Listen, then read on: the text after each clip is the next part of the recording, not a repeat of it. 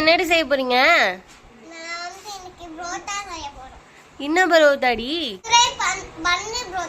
வாங்க செய்யலாம். அதுக்கு நான் 1/2 கிலோ மைதா மாவு தான் எடுத்திருக்கேன். புரோட்டாலாம் அது மைதா மாவில் செஞ்சால் தான் நல்லாயிருக்கும்.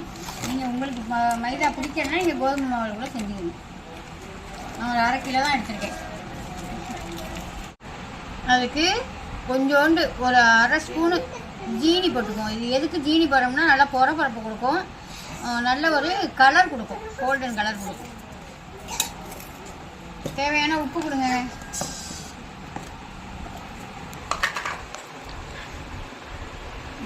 ஜூனியர் செஃப்பா நீங்க?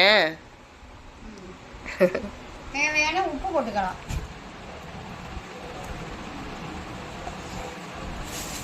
முட்டை போடணும். முட்டையும் போட்டு மாதிரி எப்படி உடைக்கிறதுக்கு ஒண்ணுமே எடுத்துக்கடி. இது எதுக்குடி? முட்டை உடைக்க கரண்டி எடுத்துருக்கா மாதிரி.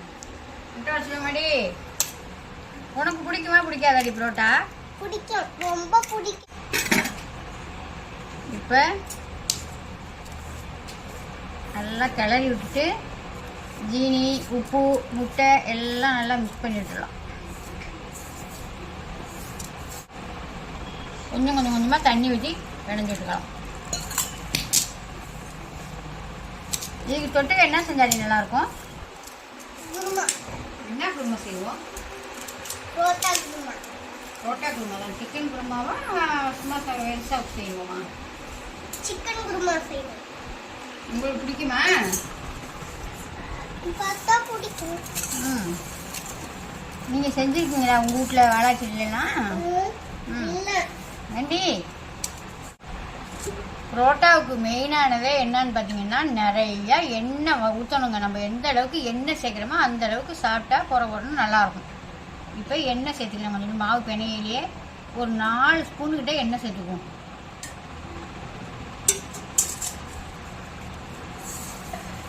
எண்ணெயிலே முதுன்னு ஊறணும். பிணைஞ்சிட்டு காட்டு. இந்த அளவுக்கு நான் பிணைஞ்சி எடுத்துட்டேன்.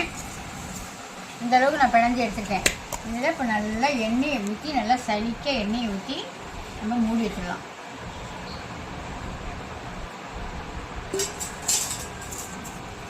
நல்லா முது இந்த எண்ணெயில் ஊறிக்கிட்டு இருக்கட்டும். நம்ம ஒரு 2 மணி நேரம் 3 மணி நேரம் ஊறிக்கிட்டு இருக்கட்டும். ஒரு 2 மணி நேரம் % நம்ம பார்க்கலாம். இப்போ கரெக்டாக மணி 5. இது இனிமேல் 7 மணிக்கு நம்ம ஓப்பன் பண்ணி பார்க்கலாம். ஒரு பிளேட்டை போட்டு மூடி ஒரு பக்கமாக வச்சிடலாம். நாங்களாம் புரோட்டா மாவு பிசைஞ்சு வச்சுட்டோம். புரோட்டா செய்யும் போது காமிக்கிறோம். இங்கே பாருங்கள், நம்ம பிணைஞ்சி வச்ச மாவை நம்ம ஒரு 2 மணி நேரம் செஞ்சு 2 மணி நேரம் இல்லை 3 மணி நேரமே ஆகிட்டு எப்படி எண்ணெயில் மிதக்குது பாருங்கள். இந்த மாதிரி இருந்தால் தான் உங்களுக்கு நம்ம மாஸ்டர் மாதிரிலாம் நம்ம கடையில் பொருள் மாதிரிலாம் போட முடியாதுல்ல. அதனால இந்த மாதிரி மாவும் நல்லா இந்த மாதிரி பிணைஞ்சிக்கிட்டு நம்ம இந்த மாதிரி அடுப்பு கட்டையை தான் இப்போ நான் சுத்தம் பண்ணி வச்சுக்கிட்டு அதிலே தான் நான் போட்டு சப்பாத்தி கட்டையை வச்சு தான் தேய்ச்சி நல்லா மெல்லிசாக தேய்ச்சி அது பிஞ்சுக்கிட்டு போனாலும் பரவாயில்ல, நல்லா பிய்யாமல் தான் வரணும், அப்படிலாம் ஒன்றும் கணக்கு கிடையாது. பிஞ்சாலும் பரவாயில்ல, நம்ம சுற்றிக்கலாம். நல்லா பஞ்சால் நமக்கு புரோட்டா கிடைக்கும். இந்த மாதிரி நல்லா பரப்பிக்குங்க. நல்லா மெல்லிசாக உடஞ்சாலும் பரவாயில்ல, அந்த அளவுக்கு மெல்லிசாக நீங்கள் இப்போ தேய்க்க முடியல அந்த அளவுக்கு தேய்ச்சிங்க. அப்போ தான் நமக்கு சாஃப்டாக கிடைக்கும். அந்த அளவுக்கு இப்போ இது பண்ணியிருக்க பார்த்தீங்களா, நல்லா தர தெரியுது பார்த்தீங்களா. இப்போ நம்ம 2 பக்கமும் எடுத்து இது போட்டுக்கலாம். இந்த மாதிரி எடுத்து இது போட்டுக்கலாம்.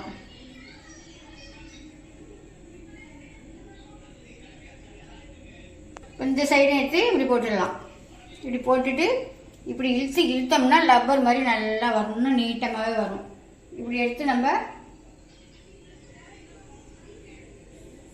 அவ்வளோதான். இதில் நல்லா எண்ணெயை தொட்டு இப்படி வச்சு இப்படி தூக்கி வச்சிட வேண்டியதான்.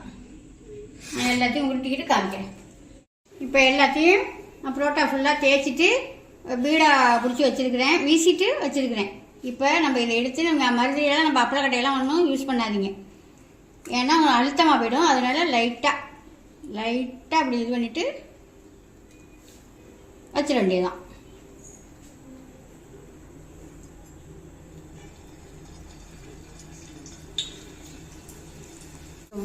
பன் புரோட்டானா ரொம்ப அமுக்கக்கூடாது. இங்கே சாதாரண புரோட்டானா கொஞ்சம் அமுக்கிக்கலாம். அந்த மாதிரி லைட்டாக அமுக்கிட்டு போட்டிங்கன்னா நல்லா பன்னு மாதிரி நல்லா உப்பு உப்பு வரும்.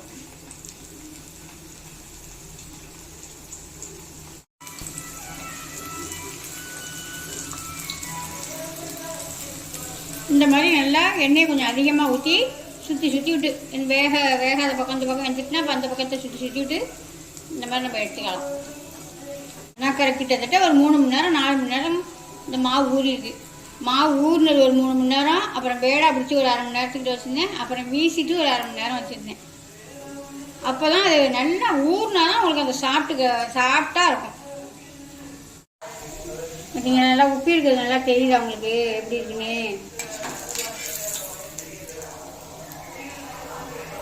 அப்படி ஒரு சாஃப்டாக நல்லா இருக்குது. இப்போ எல்லாத்தையும் பொறுக்கிட்டு நான் இருக்கத்தையும் போட்டு எடுத்துக்கிட்டு காமிக்கிறேன்.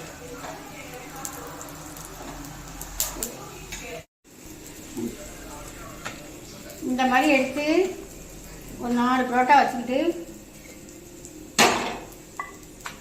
இந்த மாதிரி கட்டைங்க, அடுப்பு கட்டைங்களில் தான் இது செய்யலாம்.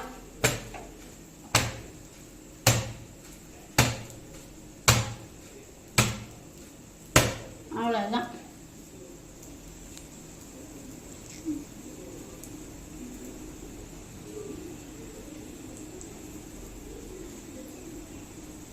இங்கே பாருங்க புரோட்டாவை உடுத்து கொட்டுதா, சூப்பராக போட்டாச்சு.